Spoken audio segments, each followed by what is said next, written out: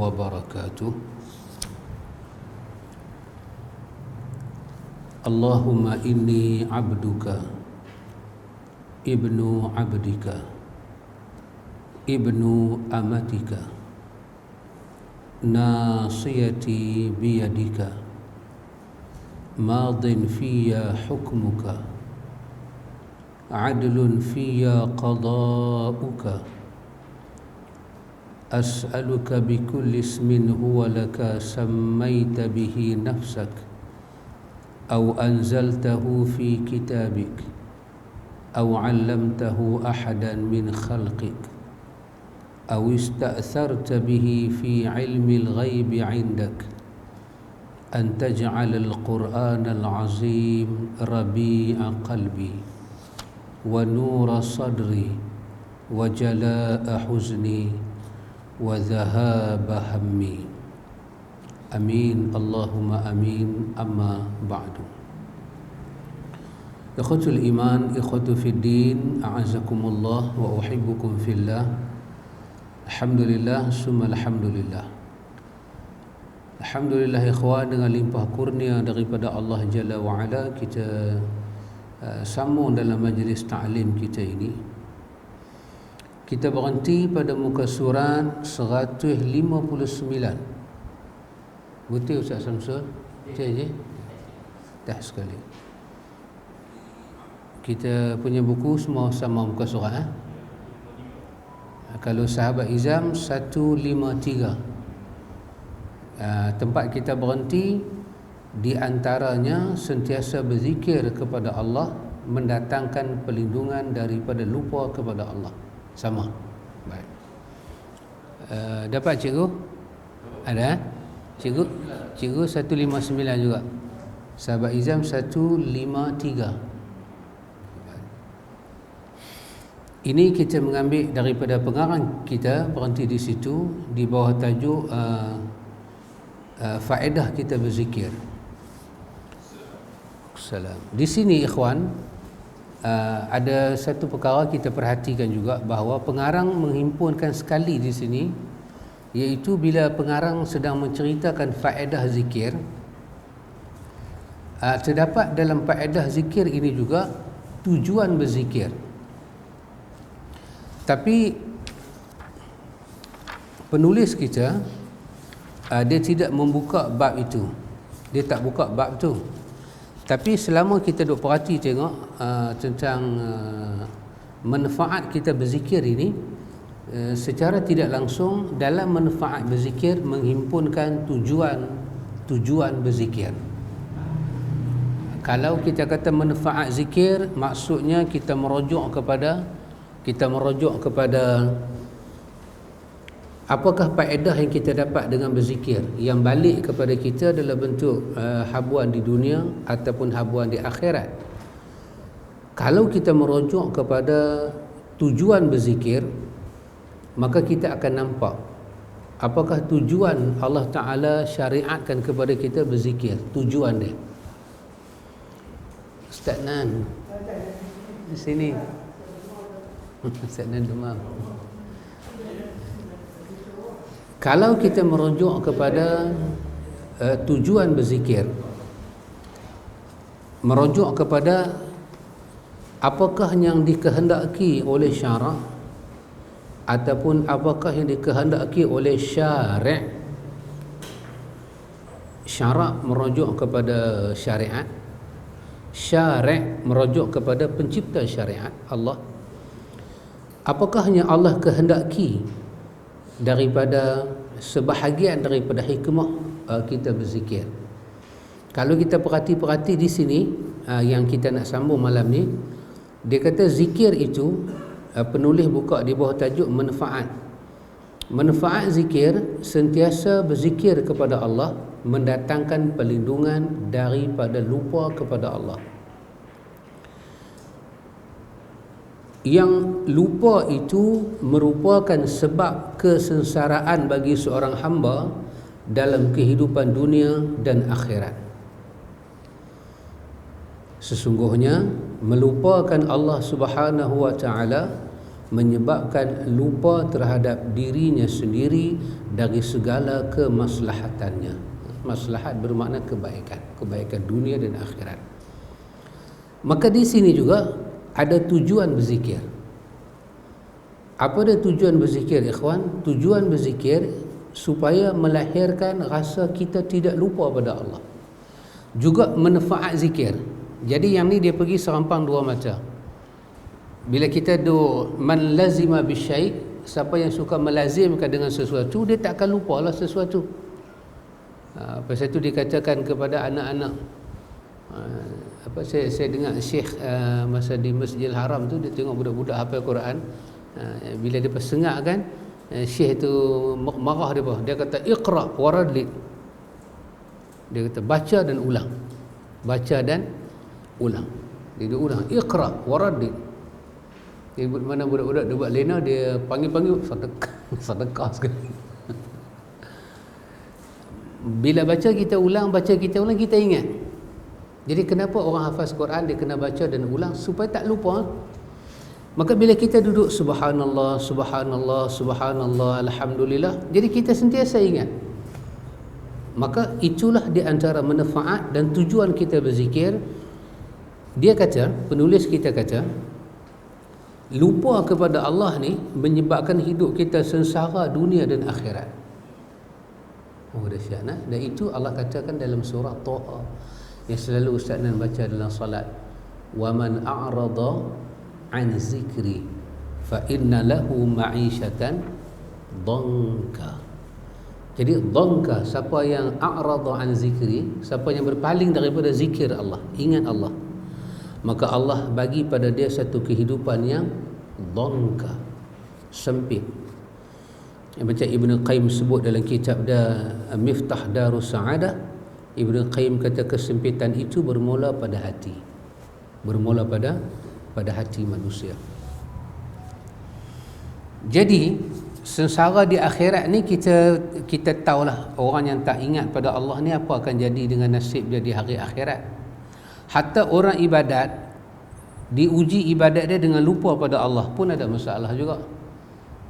Fawailul lil musallin, itu ujian bagi orang yang salat. Dia solat bukan dia tak solat, tapi Tuhan kaitkan dengan kebinasaan. Nanti dia bangkit di hadapan Allah, Allah hisap dia, hisap dalam keadaan dia tanggung celaka dan kebinasaan. Kenapa? Kerana pada diri dia ada ujian ibadat. Maka diuji ibadat dia dengan tak ikhlas, diuji ibadat dia dengan dia tak jaga.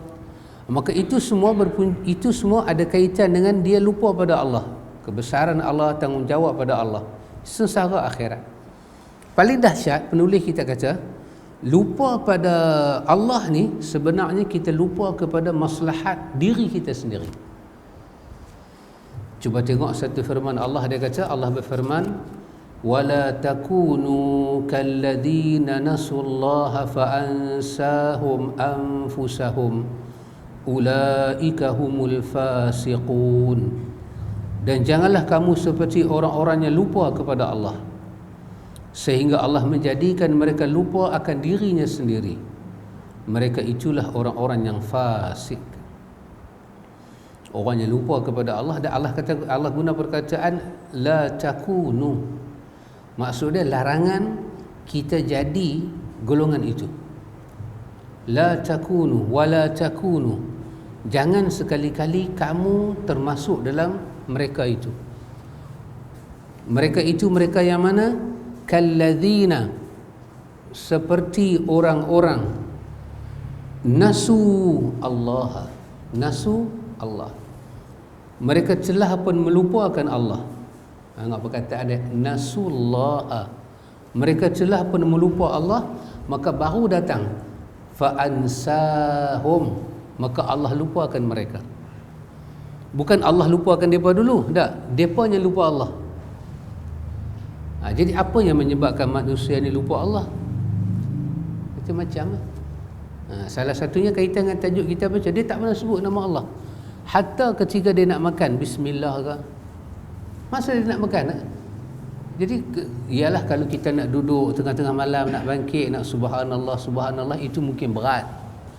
Tapi masa nak makan, baca bismillah rasanya tak berat mana. Macam mana pandangan Ustaz Zaid? Tak berat mana. Tapi dia boleh lupa. Dia boleh lupa.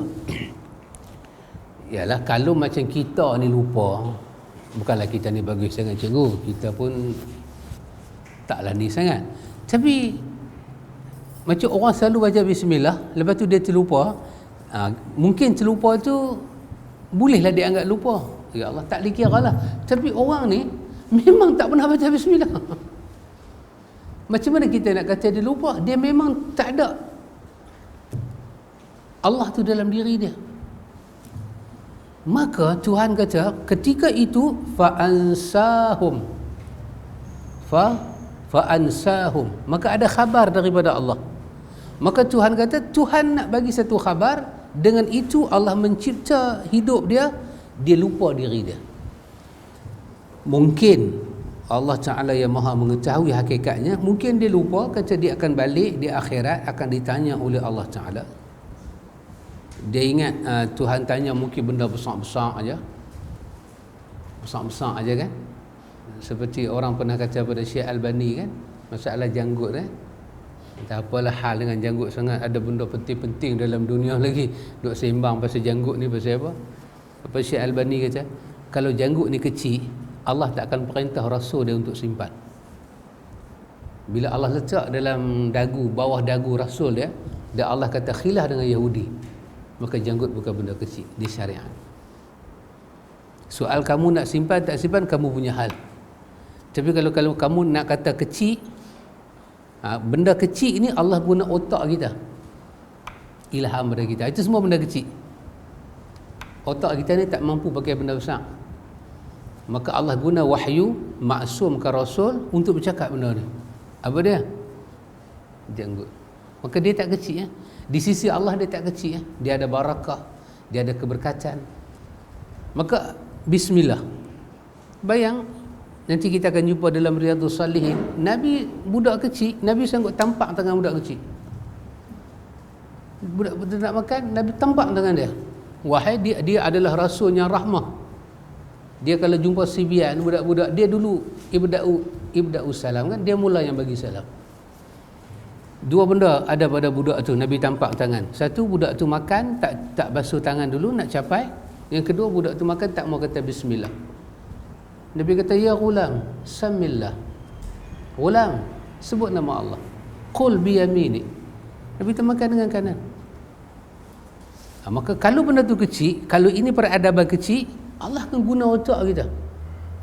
Macam mana kita nak settle hidup kita. Tapi tak, ini adalah hidayah, bimbingan daripada Rasul. Maka Allah lupakan dia. Bila Allah lupakan dia, ini Tuhan kata, kenapa jangan masukkan diri dalam golongan yang lupa Allah ni. Kemudian Allah lupakan mereka kepada hakikat diri mereka. Allah kata, ulaika humul fasiqun. Itu adalah jawapan kenapa kita tak boleh ikut dia. Kerana pada diri golongan ini tidak ada satu kebaikan pun. Di mana Tuhan cabut kebaikan itu? Pada saat mereka lupakan Allah, hidup telah tidak ada kebaikan. Di mana hidup ada kebaikan? Di saat kita ingat kepada Allah. Jadi ikhwan, ini satu perkara yang mesti kita hati-hatikan dalam hidup kita. Jangan sampai Allah Jalla wa'ala bertindak keras kepada kita. Jangan sampai Allah Ta'ala mengalihkan hidayah dia daripada kita. Kata penulis, apabila seorang hamba sudah lupa terhadap dirinya sendiri, dia akan berpaling dari berbagai kemaslahatannya. Kemaslahatan bermakna kebaikan-kebaikan dia. Melupakannya dan mengabaikannya, kemudian dia akan binasa dan rosak. Seperti orang yang memiliki lahan pertanian atau kebun, orang yang ada tanah, atau haiwan ternak, atau yang lainnya, yang keselamatannya dan kesuksesannya tergantung pada penjagaan dan pemeliharaannya. Kemudian dia mengabaikannya, melupakannya dan sibuk dengan yang lain, nescaya kebun atau ternaknya akan rosak. Itu contoh yang dia bagi. Kita tak jaga syariat yang Tuhan bagi ini bukan sikit. sehari sikit, sehari sikit, sehari sikit, sehari sikit. Apa Allah kata dalam Al-Hadid? Allah kata lama-lama tu, lama mana? Depa ambil masa. Allah kata panjang depa ambil masa tu, fatala alaihimul amadu. Begitu panjang masa depa ambil sampai peringat apa? Qasat qulubuhum. Hati depa jadi keras. Itulah lama tak lama. Berapa lama dia makan tak bismillah? Sampai hati dia jadi keras. Keras hati ni, keras hati dia tu, keras hati dengan apa? Keras hati dia dengan Tuhan. Bukan dengan makhluk. Dengan dunia hati dia lembut, dengan orang hati dia lembut, dengan Tuhan je keras hati. Dia dengar hayya 'ala salah, tak ada kesan. Dia dengar pasal zakat, tak ada kesan. Waalaikumsalam Ustaz Fauzi, ahlan wa sahlan. Marhaban bi talabil ilm. Ya, sangat keras hati. Orang lain nak bagi kepada dia satu nasihat berkenaan dengan macam mana nak buat pelaburan, ya dia angguk, wow, dia dengar. Sekarang zaman kan orang nak how to manage your money, how to manage your asset. Betul cikgu? Cikgu kata betul. Mari saya belajar dengan cikgu papaya. Also dia ada name, nanti saya bang pelan-pelan. Dia dengar penasihat advisor kan, penasihat apa nama saham ni, wow, dia tumpu. Tapi dia dengar nasihat Allah dan Rasul, hati dia tak mau terima. Maka itu apa dia? Qasat qulubuhum. Di antaranya berzikir adalah ubat bagi kerahnya hati. Seseorang berkata kepada Al-Hasan, wahai Abu Sa'id, aku mengadukan kepadamu kerahnya hatiku. Al-Hasan berkata, cayakkan dengan zikir. Cayakkan dengan zikir. Zikir Allah. Dan Makhul menyatakan, mengingat Allah adalah ubat dan mengingat manusia adalah penyakit. Zikrullah, kita zikir pada Allah, dia dawa, dia ubat. Tapi kalau kita zikrun nas, banyak kita zikrun nas, dia jadi jadi penyakit. Penyakit dia apa? Penyakit dia kita akan lupa Tuhan. Itu penyakit yang tak ada hospital boleh bagi ubat. Kita cuba pergi hospital tengok, ya Allah, doktor saya sakit apa? Saya lupa Tuhan. Doktor kan nanti kata apa? Doktor nanti tanya berapa hari dah jadi lagu ni. Dia kata dah 2 minggu. Doktor kata cantik Dia suruh kita pergi buat gila. Dia tak ada ubat. So medik tidak ada ubat untuk kerohanian. Ibn Qayyim kata punya dahsyat para rasul ni, sehingga mereka adalah tabib yang pakar untuk merawat jiwa manusia. Yang mana tabib-tabib yang boleh campur ubat-ubat ni tak boleh jawab, tak boleh rawat jiwa manusia. Tak boleh rawat. Oh subhanallah. Di antaranya, zikir menyebabkan turunnya berkat dari Allah Ta'ala dan para malaikatnya kepada orang yang berzikir. Barang siapa yang diberkahi oleh Allah Ta'ala dan para malaikatnya, dia telah mendapat segala kesuksesan dan memenangkan segala kemenangan. Ya, kalau dia dapat perkara ini, ikhwan. Ini adalah firman Allah Ta'ala, ya ayyuhalladzina amanu dzkurullaha dzikran katsira wasabbihuhu bukratan wa asila huwallazi yusalli 'alaikum wa malaikatuhu liyukhrijakum minadh dhulumati ilan nur wa kana bil mu'minina rahima. Wahai orang-orang yang beriman, ingatlah kepada Allah dengan mengingat namanya sebanyak-banyaknya dan bertasbihlah kepada Allah pada waktu pagi dan petang. Dialah yang memberi rahmat padamu dan para malaikatnya, memohon ampunan untukmu, agar dia mengeluarkan kamu dari kegelapan kepada cahaya yang terang, dan dia maha penyayang kepada orang-orang yang beriman.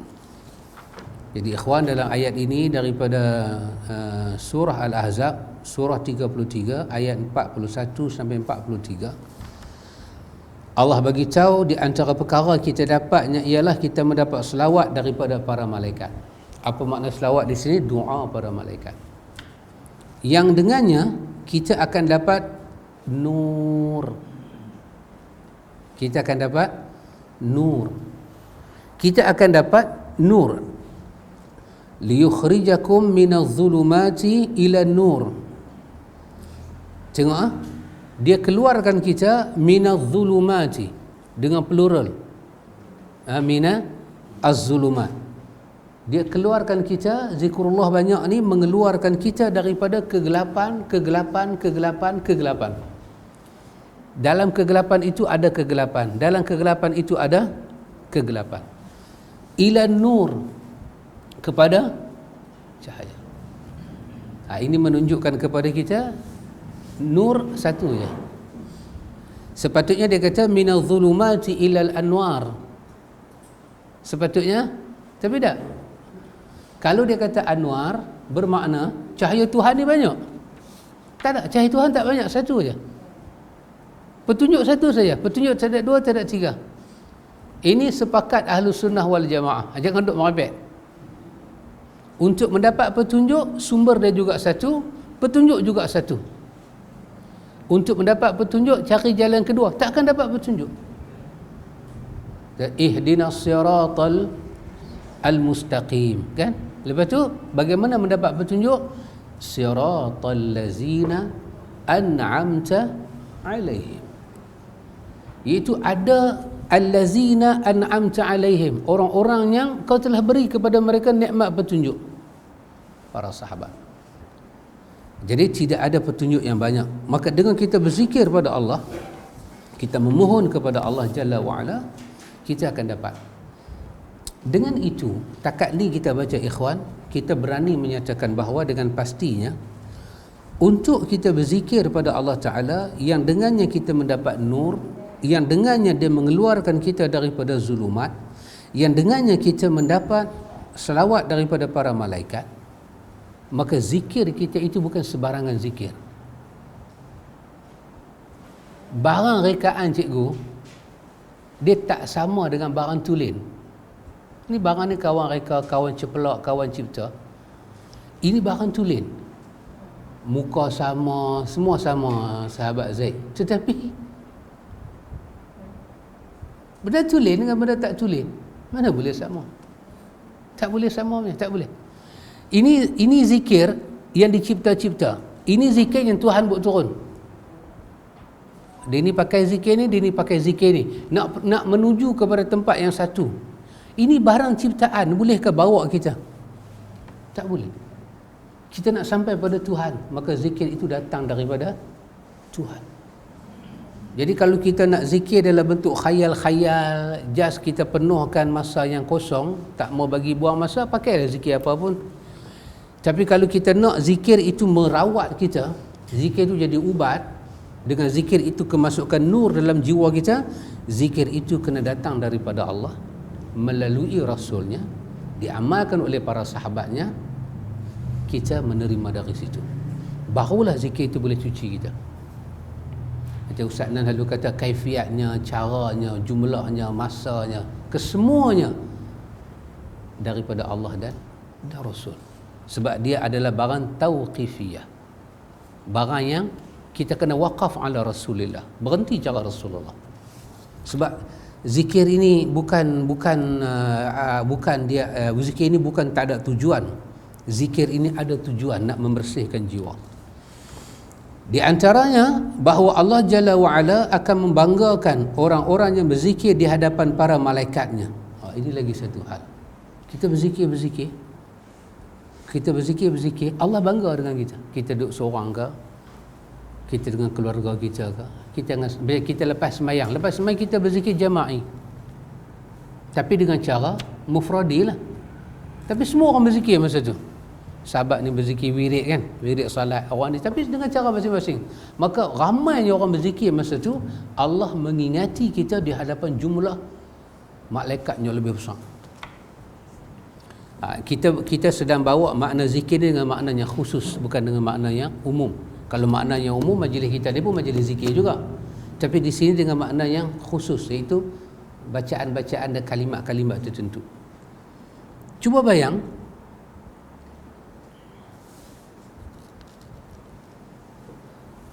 beli bagi kat saya kereta. Beli bagi kereta. Saya naik kereta beli. Saya pergi kuliah naik kereta beli. Ustaz Samsul tanya, Ustaz baru beli kereta dah, beli bagi. Ustaz saya kata beli bagi. Masa saya kata beli ke beli dah dah. Beli seronok. Al-Fadhil naik kereta. Bukan bila orang garu main kuliah. Naik kereta main mengaji. Sahabat juanda bagi kereta kat Ustaz Nan pergi kuliah kan. Tengok Ustaz Nan pergi kuliah. Sahabat juanda tengok rasa bangga, seronok. Tapi kalau sahabat juanda tengok Ustaz Nan naik kereta orang lain, naik kereta lain, naik kereta beli. Betul habaq kat depan Ustaz juanda, Ustaz Nan mai dengan kereta, tapi dengan kereta orang lain. Jadi kebanggaan kita sebagai pemberi tu tak ada. Pasal apa kita tak boleh bangga? Pasal benda tu tak ada hubungan dengan kita. Apa kita nak bangga?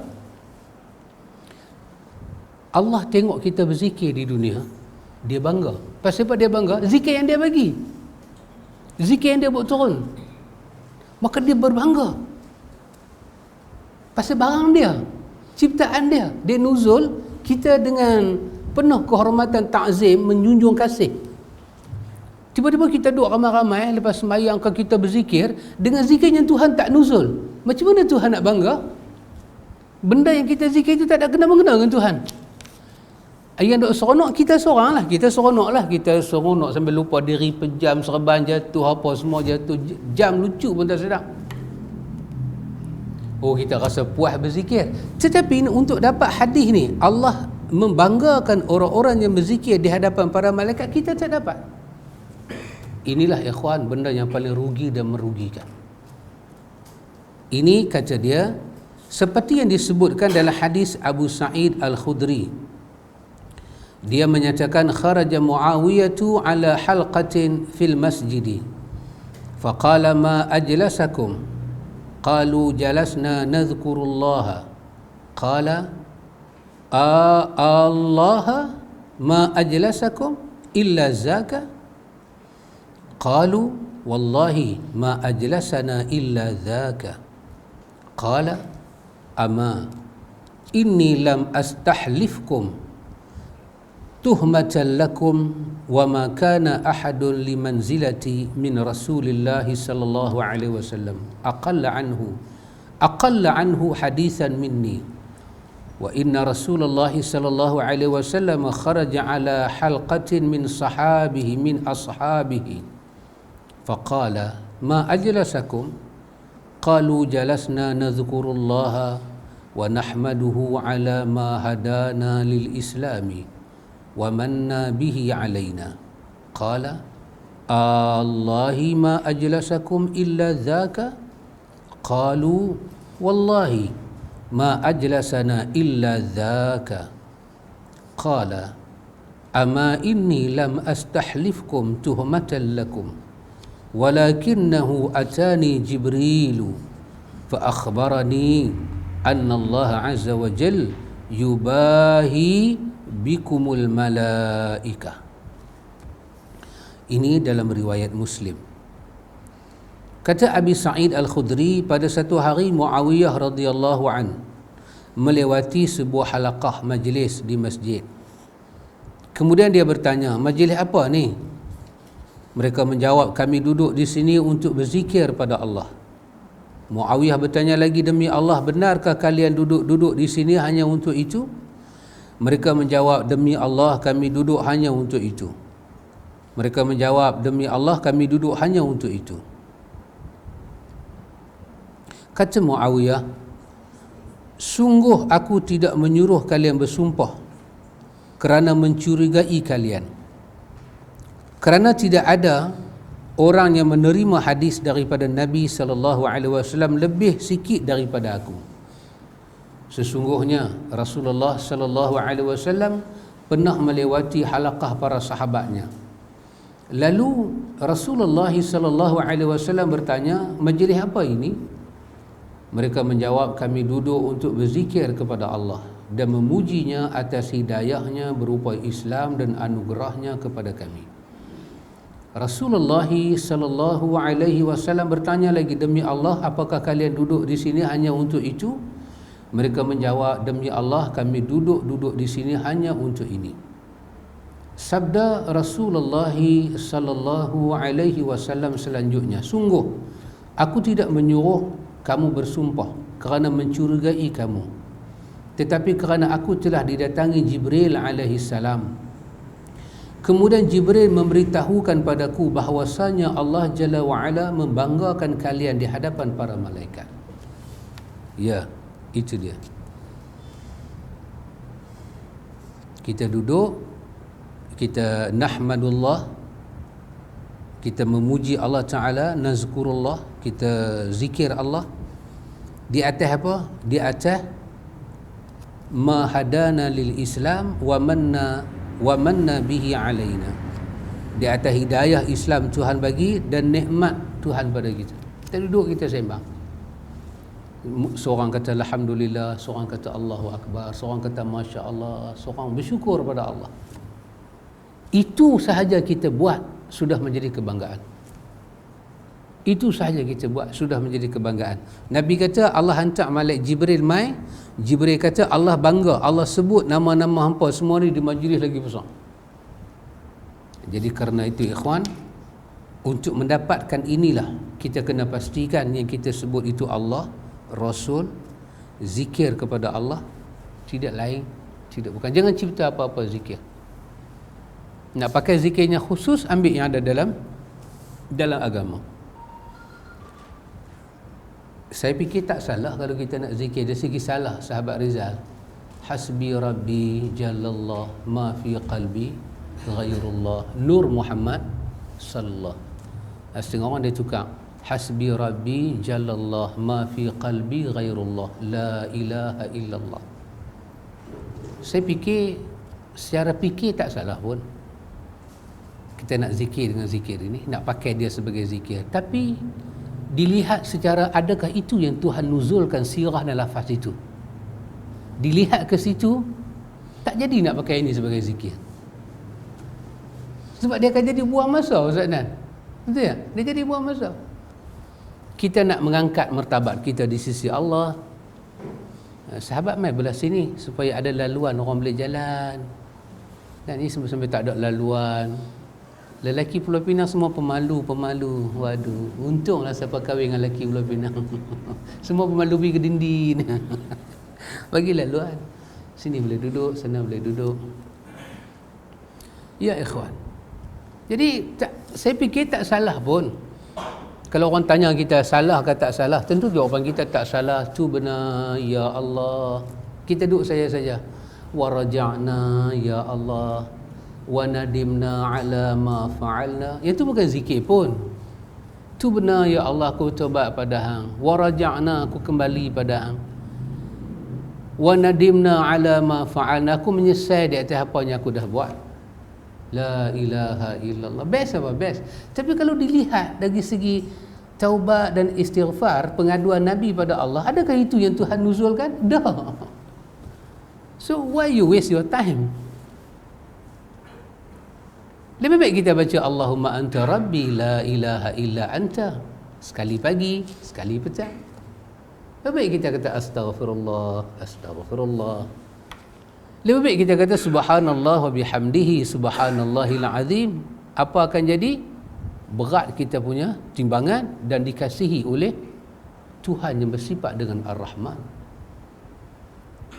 Tapi bila kita tak dapat penjelasan, kita selalu akan kata, loh, di mana salahnya? Memang kita tak akan nampak benda tu salah kalau kita guna mata kasar. Tapi kalau kita guna mata halus, ainul basirah, mata keterangan ni, ambil Quran, ambil sunnah, ambil Nabi Muhammad sebagai uswatun hasanah, kita teropong semua kita buat ni dengan mata Nabi. Tengok, teropong ibadat kita dengan mata Nabi. Sampai Aisyah kata dekat Nabi, lima sana'ta hadha ya Rasulullah. Kenapa Rasulullah perlu sembahyang sambil bengkak kaki? Sedangkan Allah telah ampun dosa Rasulullah.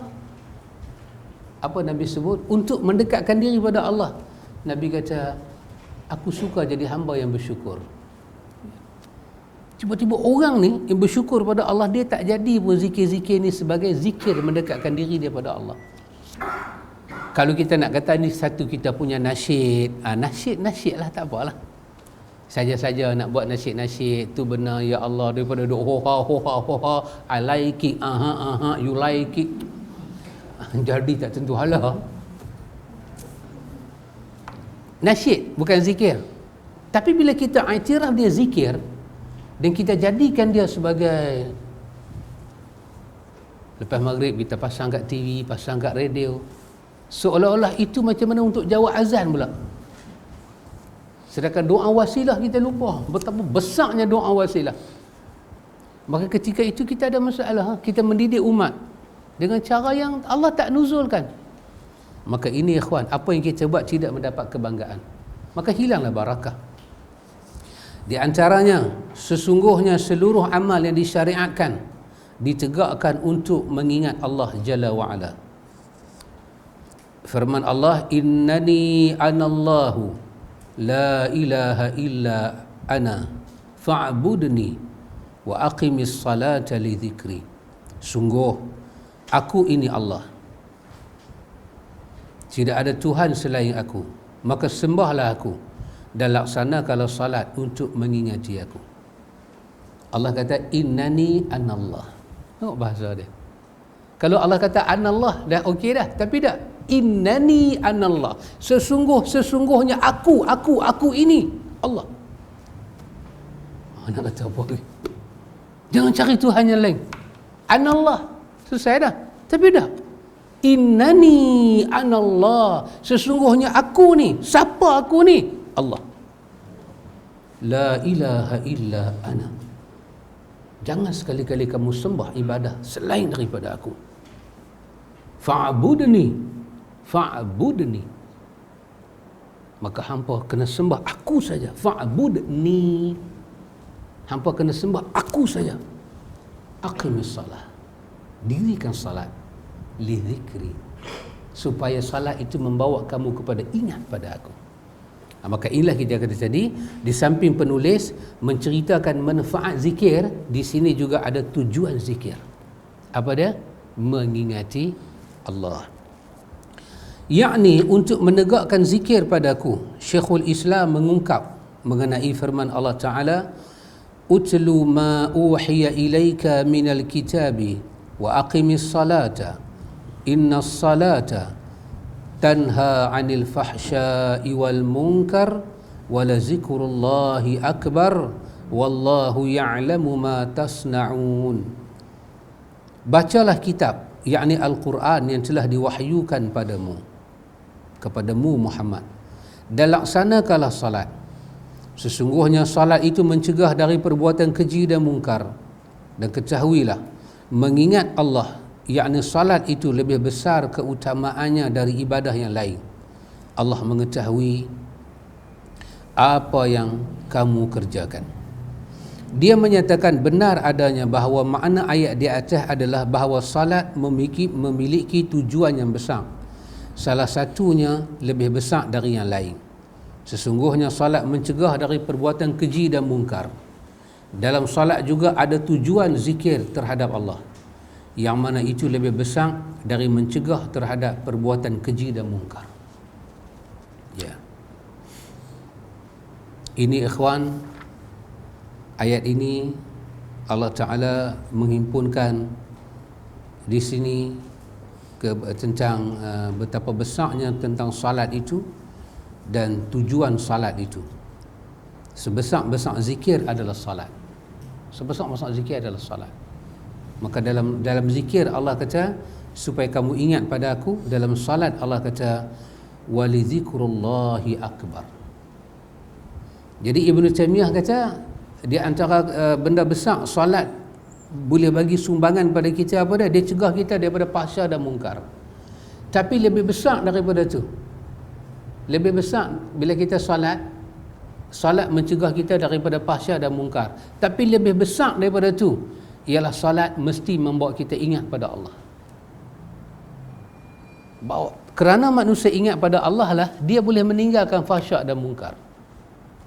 Kalau dia tinggal fahsyak dan mungkar, dia tak ingat pada Allah, dia akan mai balik pada fahsyak dan mungkar.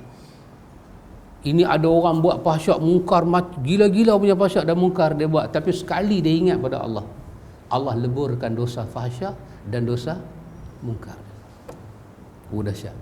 Maka Tuhan nak dalam solat tu kita ingat kepada dia sebanyak-banyaknya. Maka manfaat solat ni terlalu besar, ikhwan. Dan lagi satu apa dia, ikhwan, kita kena tahu solat ini dia adalah rawatan kejiwaan, dan solat ini untuk mengembalikan identiti kita sebagai hamba Allah. Siapa yang tak solat ataupun solat dia tak sempurna, tak cukup, culang caling, dia buat caling capling dengan solat dia, artinya identiti dia sebagai hamba Allah tak kembali. Kan doa kita baca kan, Nabi ajak pada kita, Allahumma inni abduka ibnu abdika ibnu amatika. Ingatkan dia ni siapa? Ya Allah, sesungguhnya aku hamba hang. Aku ni anak laki-laki kepada hamba hang Adam. Aku ni anak laki-laki kepada hamba hang seorang lagi, iaitu Hawa. Nasiyati biyadika. Umbun-umbun aku ya Allah atas tangan hang. Hang pegang ya Allah. Maka bila orang tu tak solat, dia lupa identiti dia. Maka tak ada kemuliaan dalam hidup. Tak ada kemuliaan. Kekayaan itu, kekayaan apa-apa yang dia ada tak boleh tutup kelekehan dia kerana tak solat. Nanti kita tengok, ikhwan, lekehnya orang tak solat ni sampai ulama bahas. Dia tu dalam Islam ke luar Islam? Punya lekeh. Punya lekeh. Dibahas. Sampai kalau kita himpun lagi hadis-hadis yang kalang kabut lagi dahsyat. Ayat bumbung rumah orang tak sembayang tu, kalau kita hujan kan, kita ini semua hadis-hadis kalang kabut lah, tapi saja bagi sikit hati. Semua hadis kalang kabut, tak boleh pakai hadis ni. Ayat bumbung rumah orang, kita pergi teduh rumah dia kan, ayat bumbung dia kena rumah kita, dalam rumah tu orang tak sembayang kan. Ayat bumbung tu setara dengan ayat kencing mughalazah, binatang mughalazah. Sampai macam tu mereka bahas. Untuk bagi kita apa? Lekeh lah orang tak sembahyang ni. Bukan lekeh sama-sama kita ni. Lekeh dia pada pandangan syariat. Di sisi Tuhan tu, dia nak kena masuk kubur, kena menjawab dengan Tuhan. Dia tak sembahyang ni, dia lekeh. Bahkan ada pula lagi satu, Ibn Qayyim bahas, besok orang tak sembahyang ni ada nama Fir'aun, Qarun, Haman, kan? Siapa lagi? Ubay bin Khalaf. Dia nak duduk tak mana? Kalau orang baik-baik mati, ma'an nabiyyin, siddiqin, syuhada dan salihin. Ibn Qayyim kata kalau orang tak sembahyang ni mati, dia nak duduk dengan Nabi macam mana? Nabi kata sallu kama ra'aitumuni, tak ada langsung. Dia nak duduk dengan syuhada, macam mana syuhada? Dia nak duduk dengan siddiqin, Allah jauh panggang daripada api, nak duduk sebelah Abu Bakar. Dengan salihin, orang salih mana tak sembahyang ni? Kecuali ahli makrifat zaman kita ni lah, hak sekok ni, dia tak boleh sembahyang tapi makrifat, tapi tak sembahyang. Dia tak boleh sembahyang, 3 minit saya sembahyang, saya kalang kabut aminah lah, hamidah lah, semua main dalam kepala kita. What is it? Nak duduk tak mana? Maka ada lagi satu nama lain, Qarun, Haman, Fir'aun, Ubay bin Khalaf. Nak duduk tak mana? Lekeh Tapi dari segi dunia, kereta besar dia, baju cantik dia, dia pandai make up, dressing dia, dia pakai perfume wangi-wangi, hilanglah, tak nampaklah, menutuplah kelekehan dia. Tetapi inna akramakum indallahi attaqakum, dia tak lepas. Dia tak lepas. Yang mulia di sisi Allah yang bertakwa. Maka masukkah dalam kategori itu, awak orang yang mulia, awak bertakwa, tapi tak sembahyang? Orang Kelantan kata nak takwa ke mana tak sembahyang ni? Sebab orang yang bertakwa ni memang dia ibadat pada Allah sehari semalam 5 waktu. Hatta Allah punya rahmat, kekasih Allah Muhammad Rasulullah dengan mukjizat, dengan apa-apa maksum ni, Boleh kalau Tuhan nak ketepikan dia, makam dia dah tinggi, dia tak payah sembahyang. Tapi tak, dia yang naik pergi ambil solat di langit sana, dia turun dan Tuhan tak pernah turunkan ayat suruh Muhammad hentikan solat. Bahkan dia punya solat malam ni seolah-olah solat sembahyang malam ni wajib dekat dia. Oh subhanallah. Maka solat itu rawatan jiwa. Qurratul ain bisalah. Hati kami, mata kami jadi tenang. Kami ada ghaflah, kami ada masalah. Bila kami solat, hati kami jadi tenang. Kami dapat sakinah, kami dapat saadah. Haji tengah umur-umur kita lagu ni kan, kita bila masuk waktu boleh semayang tu, bagi salam kita rasa lega. Mailah kenduri kahwin berat macam mana pun, boleh semayang. Masa kita muda suruh semayang tu masalah. Allah apa semayang pula. Mai hari tua ni boleh semayang tu, Allah macam buang kayu balak atas kepala. Selagi tak semayang, ini semua apa dia? Anugerah Tuhan. Kita peliharalah nikmat tu ikhwan. Di antaranya bahawa sentiasa berzikir mewakili seluruh ketaatan dan menepati posisinya, sedangkan seluruh ketaatan tak bisa mewakili zikir kepada Allah. Ya demikian. Yalah, kita kata ikhwan, salat itu kena ingat pada Allah, haji kena buat dengan tenang. Itu semua kita kata hati kita jadi sukun, jadi tenang saat dengan Tuhan.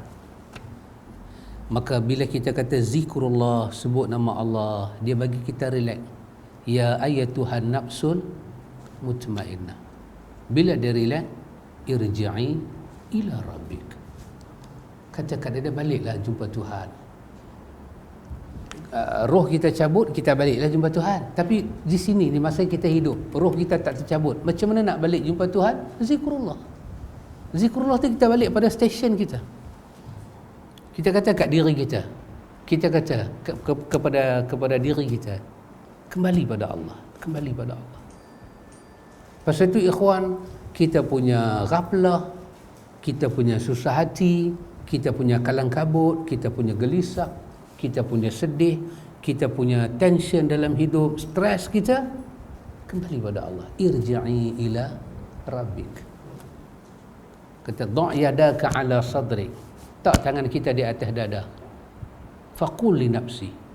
Kata kat diri kita, irji'i ila rabbik. Wahai diri, kembalilah sebentar kamu pada Allah. Kembali sat. Tarik nafas kita. Astaghfirullah.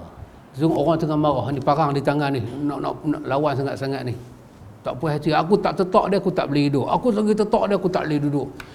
Kita pergi kat telinga dia, kita kata, sahabat, ingatlah kepada Allah. Astaghfar. Tak apa, tak istighfar pun tak apa. Astaghfar. Orang kita, dia tukar barik. Okeylah, alhamdulillah. Boleh faham lah juga. Astaghfar. Astaghfar sahabat. Mengucap sahabat, automatik dia dengar kalimah tu, walaupun dia tak ikut, dia punya hak duk pegang parang tu down dah sikit. Apa macam lagi kalau dia sebut, kita kata irji'i ila rabbik. Wahai hati yang mencintai mutmainnah, ketenangan, kembalilah sebentar kamu pada Allah. Munib, maksud dia apa? Kembali pada Allah. Inabah, condongkan arah kita kepada Allah, maka kita akan dapat ketenangan. Hal tersebut disebutkan secara gamblang, secara umum dalam hadis Abu Hurairah radhiyallahu an. Annal fuqara al-muhajirina atau Rasulullah sallallahu alaihi wasallam faqalu dhahaba ahlu ad-duthuri bid-darajatil ula wan-na'im al-muqim faqala wa ma dhaka qalu yusalluna kama nusalli wa yasumuna kama nasum wa lahum fadlun min amwalin yahujjuna biha wa ya'tamiruna wa yujahiduna faqala Rasulullah sallallahu alaihi wasallam, afala uallimukum syai'an tudrikuna bihi man sabaqakum wa tasbiquna bihi man ba'dakum wa la yakunu ahadun afdala minkum illa man sana'a mithla ma sana'tum. Qalu bala ya Rasulullah. Qala tusabbihuna wa tukabbiruna wa tahmaduna dubura kulli salatin. Bahawa orang-orang ahli faqir muhajirin menemui Rasulullah sallallahu alaihi wasallam sambil berkata, orang-orang kaya telah memborong derajat-derajat yang tinggi dan kenikmatannya abadi. Rasulullah sallallahu alaihi wasallam bertanya, apa maksud kamu? Mereka menjawab, orang-orang kaya salat sebagaimana kami salat, mereka berpuasa sebagaimana kami berpuasa, namun mereka memiliki kelebihan disebabkan harta mereka, sehingga mereka dapat menunaikan ibadat haji dengan harta tersebut, juga dapat melaksanakan umrah, bahkan dapat berjihad.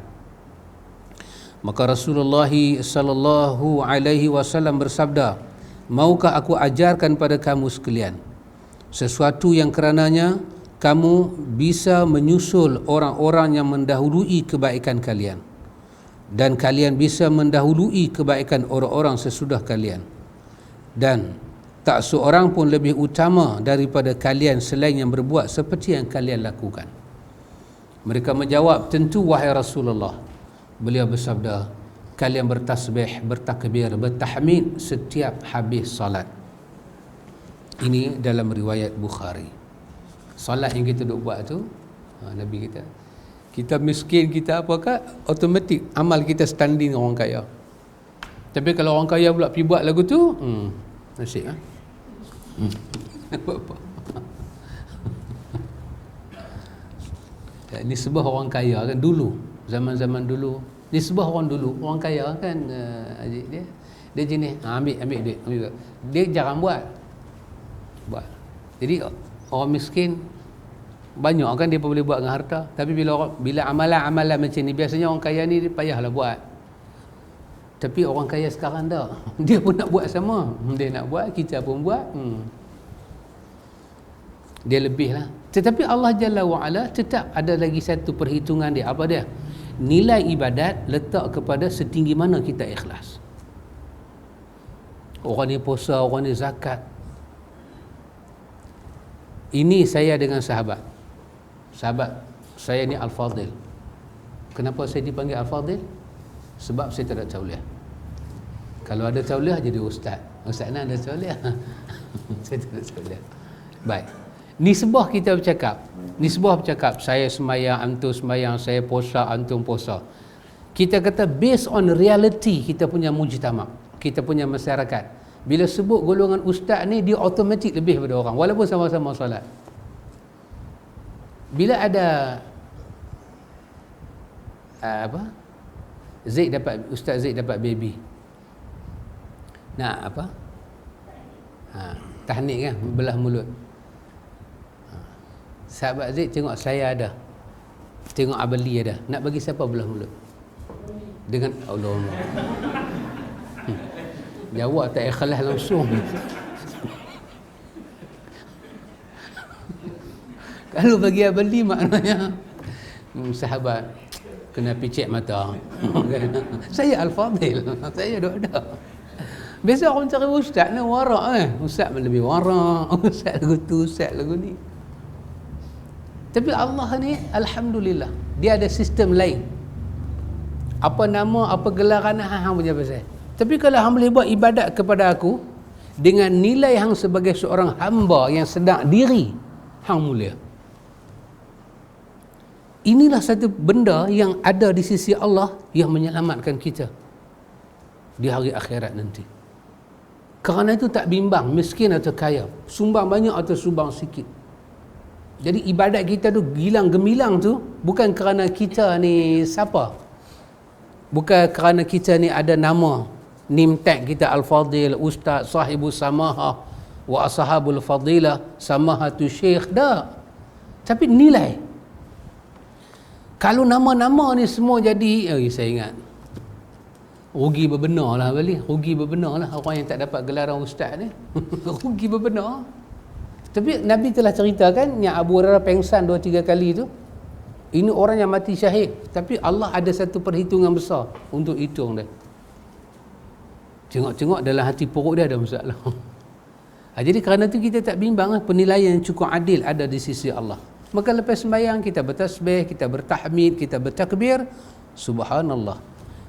Ketaatan itu mengangkat kita pada posisi yang tinggi. Sehingga Nabi kata siapa yang lepas solat dia baca subhanallah, dia baca alhamdulillah, dia baca Allahu akbar, apa Nabi kata dalam riwayat, dia pasti tak akan menyesal. Apa tu Ustaz Zaid? Tak akan menyesal orang yang buat benda ni. Seperti mana Nabi kata kepada orang yang beristikharah, dia tak akan menyesal. Dia tak akan sesali apa-apa keputusan yang dia ambil lepas istikharah. Dia tak akan menyesal. Kan banyak kita hari ni, Allah menyesal lah aku pergi menega hari tu, menyesal. Taubat tak, menyesal banyak. Nabi kata siapa yang istikharah, lepas istikharah dia ambil keputusan, dia tak akan menyesal. Siapa yang berzikir lepas sembahyang, subhanallah, cara Nabi, dia tak akan menyesal. Jadi apa tu? Maka Nabi bagi tahu, lepas sembahyang tasbih, takbir, tahmid, lepas sembahyang, lepas habis sembahyang buat benda ni semua. Nabi kata zikir-zikir kita tu boleh menandingi apa yang kita tak dan buat pada hari itu daripada bentuk kebaikan. Apa dia? Orang kaya bersedekah, orang miskin tak ada nak sedekah. Bukan pasal dia tak mau, pasal tak ada rezeki. Tapi jangan tinggal wirid lepas sembahyang 5 waktu, menandingi dia, sama dengan dia. Melainkan kalau orang yang bersedekah tu buat juga macam kita, samalah kita dengan dia. Namun kita tak rendah, kita sama di sisi Allah.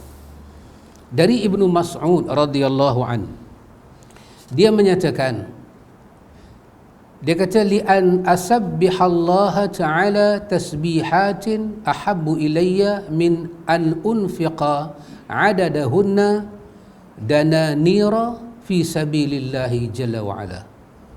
Bila mendengar hadis ni, kata Abdullah bin Mas'ud, sungguh aku bertasbih kepada Allah dengan sejumlah tasbih lebih aku sukai daripada infak dengan jumlah dinar di jalan Allah.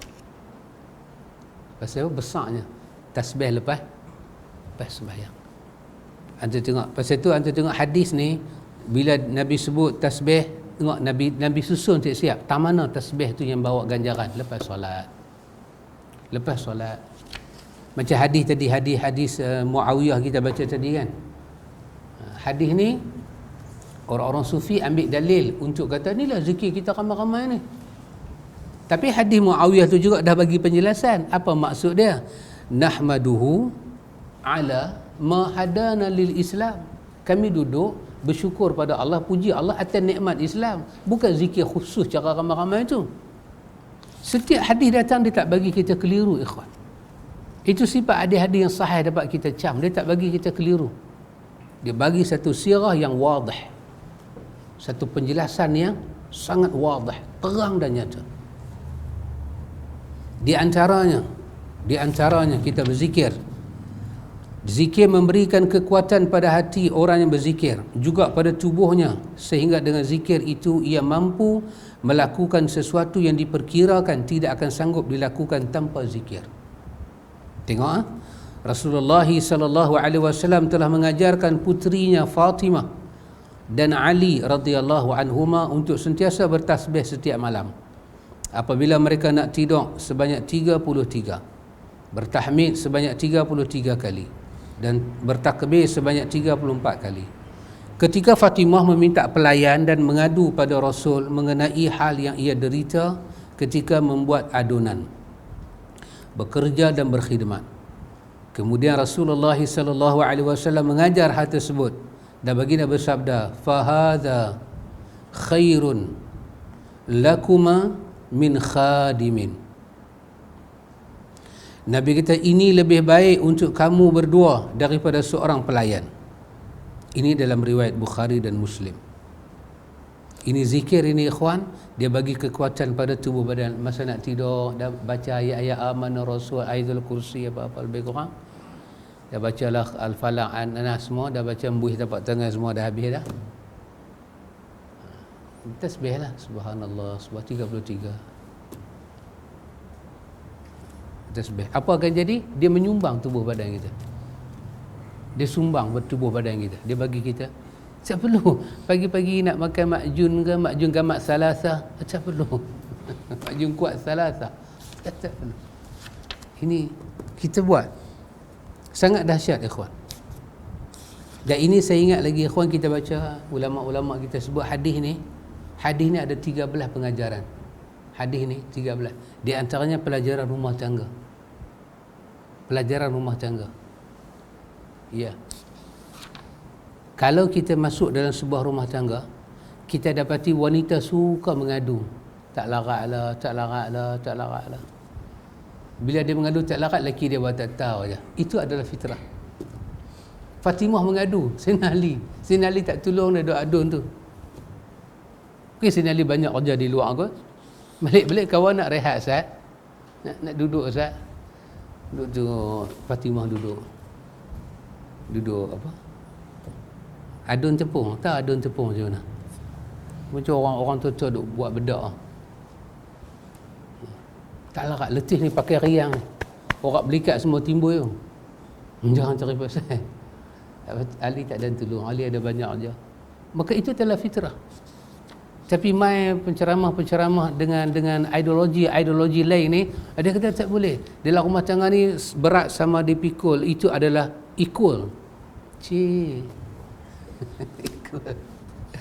Equal. Tidak demikian. Fitrah adalah fitrah. Kan? Kalau dapat suami buka kain selungguk macam ulang sawah, budak tolong selah, dia biar. Kadang tu dalam dia londeh tak situ. Orang perempuan ni kita kahwin dengan perempuan jenis apa? Jenis lantai ni boleh sikat rambut, punya lincin dia mop pagi hari, 3 minit mop. Macam kaki suami dia ni moral Allah dia buat. Cermin ni boleh sikat. Dapat dengan lelaki masuk rumah tak reti basuh kaki dengan stoking, kalau dia rimat. Itu adalah fitrah. Dan kalau wanita merongot, itu adalah fitrah. Tapi fitrah itu bukan penyebab kepada rusuhan rumah tangga, tidak. Jangan jadikan itu rusuhan. Itu adalah fitrah. Pasal itu kalau orang Arab ni dia tengok lelaki-lelaki kan, lelaki-lelaki ambil kain, pergi sidai, lepas tu cukup tank keluar, pergi kutip balik, dia golek kepala. Dia kata mana punya keturunan duk main ni. Dia golek kepala. Jadi Nabi bercakap atas fitrah. Ada masyarakat lain pula macam lain pula dia melihat. Maka jangan ambil satu adonan itu, satu punya bi'ah tu, satu punya environment umat, kita nak jadikan itu hukum. Tak boleh. Environment akan berubah. Orang putih macam lain, orang Melayu macam lain. Orang Melayu lipat baju, tanak nasi, kerja siapa?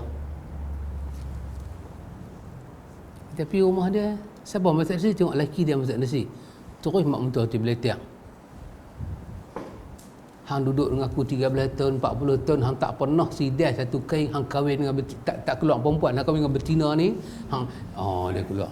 Pasal itu bi'ah masyarakat tu. Bi'ah masyarakat itu.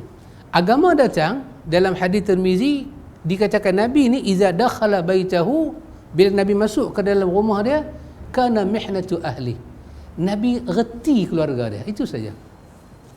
Nabi reti keluarga dia. Reti ya, apa nak tolong ke, nak apa ke. Masyarakat Arab dia tolong juga isteri dia, tapi dia tolong dalam benda yang dia rasa patut tolong. Ni tak boleh tolong, ni memang kerja hang. Aku tak tolong yang ni aku boleh tolong. Macam wanita tu kan, dalam hadis Muslim dia kata kat Nabi kata kat dia, pasal apa tak pergi umrah? Dalam pasal apa tak pergi haji? Dia kata apa? Dia kata kenderaan yang ada pun tak cukup. Satu, suami pakai pergi haji. Kedua, nak buat angkat ayak. Dia cerita dia tu angkat ayak pakai kenderaan tu. Tak apa Nabi kata. Nabi tak betul lah. Nabi kata apalah hang punya lelaki seronok-seronok pergi haji, bini hang duk pergi angkat ayak seorang-seorang apa ni. Tolonglah dia, jangan pergi haji. Tak, Nabi tak komen lah tu. Nabi kata apa kat dia? Nabi kata tak apa. Nabi kata lain kali pergi umrah dalam bulan Ramadan sama pahala macam pergi haji dengan aku. Nabi tak komen rumpun masyarakat tu punya hal. Kita komen. Kita komen kata raya ni kena balik sana, raya ni kena balik sini. Raya haji balik sini, raya puasa balik sana, lantern pula tukar. Kita komen. Lepas tu kita kata itu prinsip agama. Dah, itu bukan prinsip agama. Itu adalah kita punya ijtihad dengan kepala jingga kita ni. Prinsip agama apa dia? Di mana ada suami, di situ ada lelaki. Di situ di situ ada isteri. Itu prinsip dia. Betul Ustaz Samsul? Ustaz Samsul setuju dengan saya? Ataupun di mana ada isteri, di situ ada suami. Yang mana lebih tepat? Sebenarnya dua-dua tepatlah, takkanlah isteri nak tinggal suami. Tapi masyarakat kita ni, kerana kita ambil budaya barat, kita letak dalam acuan Melayu. Lepas itu semua jadi fair and square. Orang tua-tua dulu tak merongot lengan dia lengah basuh baju. Orang tua-tua dulu tak pernah merongot masak nasi. Bahkan anak orang dulu 11, 12. Itu kira normal. Kita cuti Sabtu Ahad, Isnin berjemaah kerja. Masak hari Sabtu tu jadi garu kepala, rambut luruh. Macam kerau tak dapat pisang, garu kepala. Oh, I nak kena masak lah. You tak tahu ke Nabi pun perah susu sendiri. Janganlah ambil culture masyarakat orang putih meletak ke orang Melayu. Maka hukum kita tak akan seimbang. Maka apa yang menjadi fitrah? Fitrah lah. Suami isteri dia kata, abang tahu tak? Ada hadis. Ini semua ada hadis, tak tahu riwayat siapa, tapi ada hadis. Ada hadis apa, suami isteri kalau duduk masak nasi tu, dia duduk basuh beras, buang air, basuh pula buang air. Allah bagi kat dia pahala sebanyak beras dalam biji beras dalam qayuk. Beli 2 kolej banyak mana beras tu nak kira beli. Dia kata kat lelaki dia, selama ni air saya dapat pahala besar tu. You tak mau ke pahala besar tu? You mau je pergi masak nasi. Hadis-hadis semua demat. Isteri yang basuh baju dekat suami dapat pahala macam mana? Kalut lah dia jadi kalut. Sebenarnya tak ada riwayat lagu tu pun. Tak ada. Lah ni basuh baju pakai washing machine. Mesin tu dah dapat pahalanya besar. Bukan kita basuh pun. Mesin masuk syurga, kita duduk di luar. Kita ni orang Perak kata pelik benar. Pelik sungguh kita ni.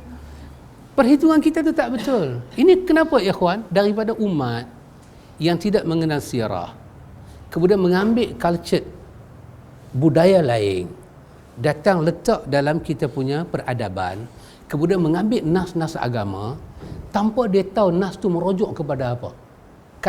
Kadang cerita tu bukan hukum, dia nak cerita bi'ah umat. Bi'ah umat, macam mana kehidupan umat. Bukanlah bila Nabi kata ibumu 3 kali bermakna bapak ni tak ada apa. Dah, itu bi'ah masyarakat tu. Yang tak pandai hormat kepada mak dia. Arab ni dia kucuk, bapak dia tandai. Dia sayang, dia hormat nasab tu ada situ. Jadi dia buat tak tahu kat mak dia. Wahai kawan tu menyusu dia, kawan tu bersalin dekat dia. Maka turun ayat-ayat Quran mengangkat balik supaya tak lupa kat ibu. Tapi kita pula punya cerita, ibu ni kira bapak ni macam bapak duduk belakang tuang gas tak apa. Mana boleh bapak duduk belakang tuang gas? Sebesar tu punya ibu, last kali riwayat kata apa? Kalau manusia boleh sujud pada manusia, siapa akan sujud? Isteri yang kata di bawah tapak kaki ada surga boleh sujud kepada suami, tapi syariat tak membenarkan sujud sesama manusia. Macam tu punya besar bapa. Ibu mengandung, betul ibu mengandung. Kalau bapa mengandung beli tak membuih kita. Tapi tahu tak, kalau ada ibu mengandung tak ada bapa, apa orang akan kata kat dia? Walaupun dia mengandung tu dengan begitu perik sekali. Apa orang kata pada dia? Lihatlah Maryam, wanita yang suci, tapi kerana dia mengandung tak ada bapa, apa umat kata kat dia masa tu? Dan umat kata dekat Maryam hari itu based on apa? Reality hidup. Maryam perempuan suci duduk di mihrab, tiba-tiba mengandung. Kalau Maryam bagi kita ni saya punya husband, dia pun tak kata apa. Kemuliaan suami, kemuliaan. Tak ada bapa. Oh, orang nanti bagi tahu apa, ikhwan? Orang bagi tahu apa? Orang kutuklah. Dia sampai dalam hukum anak tu macam mana? Kalau perempuan boleh menikah tak dengan bapa dia ni? Sampai macam tu orang bincang.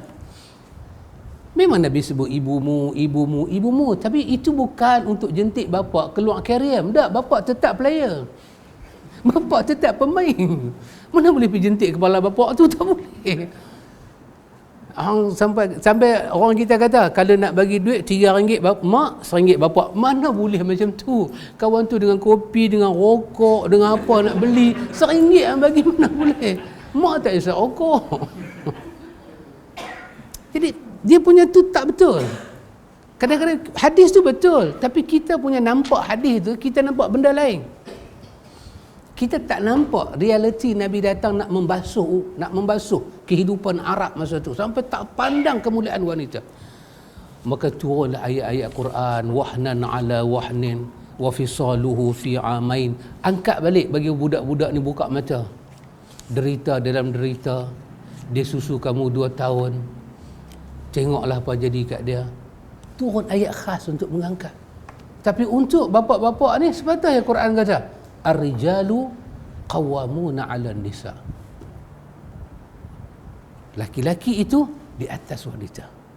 Oh, dahsyat. Hang ceritalah wanita menyusu macam mana? Hang ceritalah wanita beranak macam mana? Susah.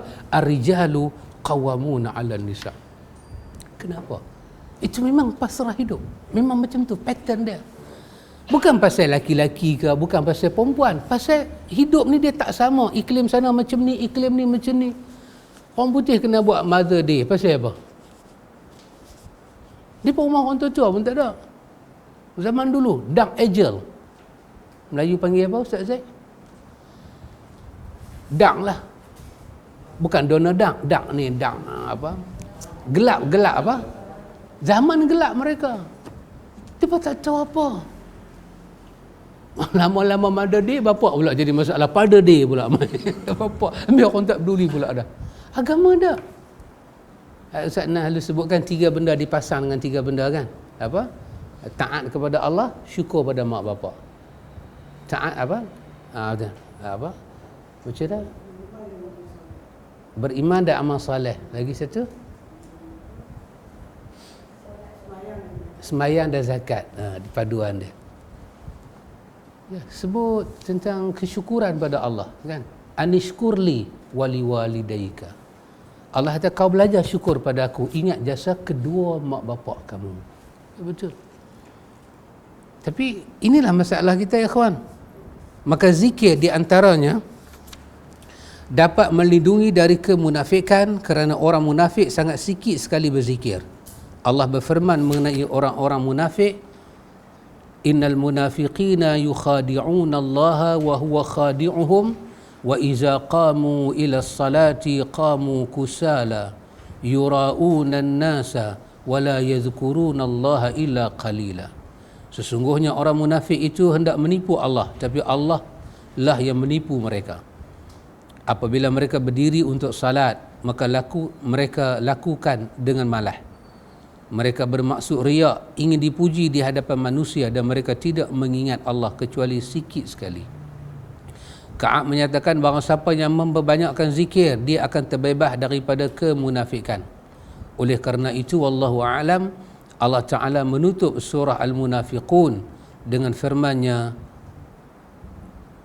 Ya ayyuhalladzina amanu la tulhikum amwalukum wala auladukum an zikrillah wa man yaf'al zalika faulaika humul khasirun. Wahai orang-orang yang beriman, janganlah harta bendamu dan anak-anakmu melalaikan kamu dari mengingat Allah. Dan barang siapa berbuat demikian, maka mereka itulah orang yang rugi. Ini Allah cerita tentang anak-anak harta benda tak boleh lalai kita daripada zikrullah punya besar. Kalau sampai lalai, itulah orang yang rugi dunia dan akhirat. Di antaranya dalam zikir terdapat kelazatan yang tak dapat ditandingi amal lain. Kalaupun seorang hamba tidak mendapat pahala dari zikir dan hanya merasakan kelazatan yang dicapai olehnya dan ketenangan yang didapat oleh hatinya, sudahlah cukup dengan ini. Oleh kerana itu majlis-majlis zikir dinamai dengan taman syurga. Macam itulah. Bayang Pak Cik Ramli, kita berzikir dipanggil sebagai taman syurga. Zikir macam mana?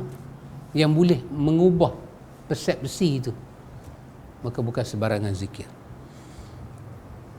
Malik bin Dinar menyatakan orang yang merasakan kelazatan tidak akan mendapat kelazatan yang mendandingi kelazatan zikir pada Allah. Ya, kalau manusia itu dah rasa dengan Tuhan, dia akan rasa benda lain tak boleh capai tahap itu lagi.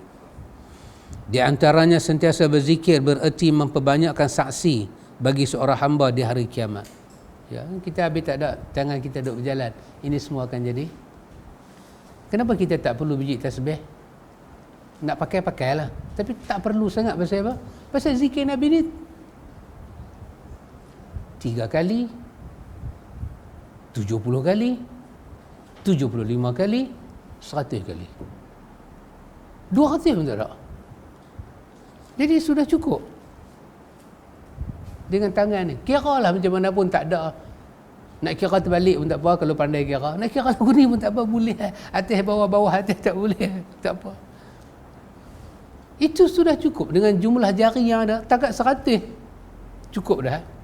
Kalau kita kira kasat-kasat, kalau kita main satu jari ni 3, kita dapat 15. Kalau kita buat 4, kita dapat lagi lebih. Pi balik habis. Tak ada susah. Tapi kalau kita nak menghayati lebih, kena tasbih kita kena kejap, tangsi kena kuat, kayu tu kena koka, baru boleh. Antum bayang tasbih besar gondu macam tu, satu tasbih. Abali bayang 100 banyak mana? Besar ni gondu, bukan besar, gondu. Bila kita pergi jumpa, saya ingat tak silap saya lepas 7 tahun kot, tasbih jadi kecil Ustaz Nan. Jadi kecil. Saya kata, mana tasbih besar tu? Mana tasbih besar tu kan? Hak yang panjang tu. Dia kata ni. Tak, saya kata yang besar tu, yang nala-nala gondu-gondu tu. Dia kata ni lah. Dia kata, Tok Guru kita berzikir sampai jadi alui. Allah Akbar.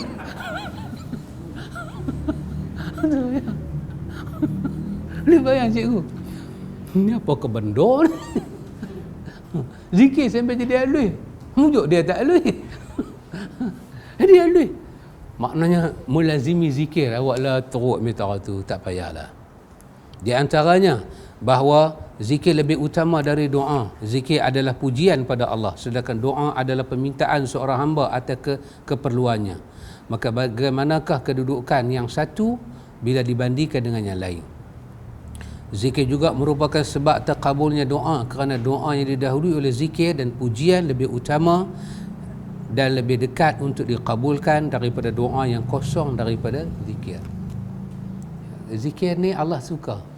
Sebab bila kita duduk zikir sampai disebut orang yang sibuk dengan baca Quran, dia tak sempat baca doa. Dalam riwayat dia kata apa? Semua doa dia makbul. Dia Quran kan, katalah sehari dia kena baca 5 juzuk untuk hafalan dia. Sibuk dia. Sibuk habis main baca-baca. Dia tak ada berdoa. Maka Tuhan makbulkan semua hajat dia. Dahsyatnya zikir ini. Dan Quran setinggi-tinggi zikir, kata Ibn Qayyim. InsyaAllah ikhwan, sekiranya Allah bagi pada kita kesempatan dan masa, kesihatan dan waktu, kita tengok tajuk yang kecil ini, macam-macam zikir. Iaitu dia nak cerita kepada kita ada zikir ni macam-macam. Bila kita tengok jenis sebutan, kita tahu lah zikir ni pada makam apa, pada kedudukan apa, zikir ni dalam bidang apa, zikir ni termasuk dalam zikir apa, supaya kita khusyuk, kita tahu apa yang kita minta dan kita tahu dengan zikir apa kita nak pakai. Lepas tu insya-Allah dia main tajuk keutamaan membaca Quran dan menghafal Quran. Ini tajuk yang kalau kita baca kita jadi malu lah ikhwan. Kita sangat malu. Kelebihan Quran dan hafalan Quran. Wallahu ta'ala a'lam. Subhanakallahumma wa bihamdika asyhadu an la ilaha illa anta astaghfiruka wa atubu ilaik.